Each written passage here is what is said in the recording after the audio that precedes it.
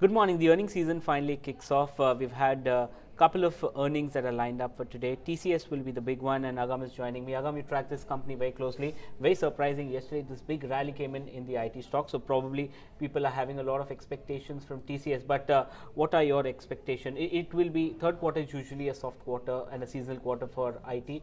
But what are the headline numbers that TCS is throwing up this time around? That's right, Darshan. I'm really curious as to what the stock market's factoring in, considering the kind of rise that we saw in the last couple of hours of trade yesterday.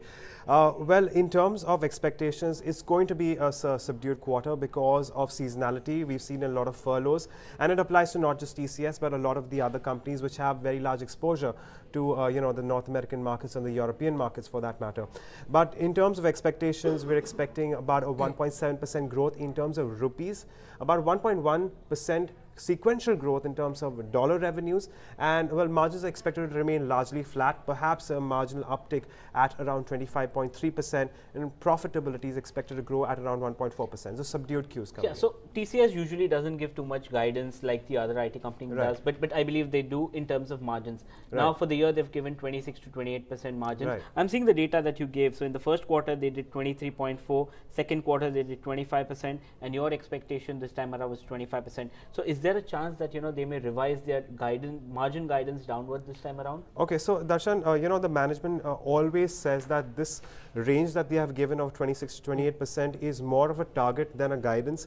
They would like to hit the 26% mark at some point in time, but in terms of expectations, it is very unlikely that it will happen in the third quarter or even the fourth quarter, according to the many analysts I've spoken to. In terms of growth, as we know that they do not give us a lot of indication with respect to growth in terms of revenues. Yeah, so when you made this preview, the numbers obviously are the Bloomberg terminal estimates, but what are the major factors that you've considered on this preview?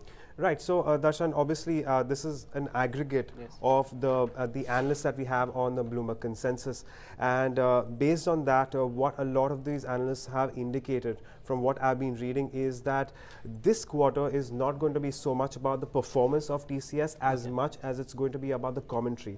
In the previous quarter, we had the CEO tell us about how they are working with clients to discover new business models so that they can identify what works and what doesn't, and they can eventually move forward and perhaps bring growth accordingly, because everyone right now is adapting to the new requirements, new the changing client trends. So these are some of the factors that will go into what we're also going to be keeping an eye on in today's job. Okay, and finally, see, once the numbers comes out, TCS will give us a lot of numbers, but there'll be 3 or 4 key parameters that we need to watch out whether we determine that this is a good number or a bad number. So what are these 3-4 factors that our viewers should watch and so that they can determine for themselves whether this is a good number or a bad number? So Darshan, I want to take our viewers back to what happened in Accenture in November. We saw a very good quarter.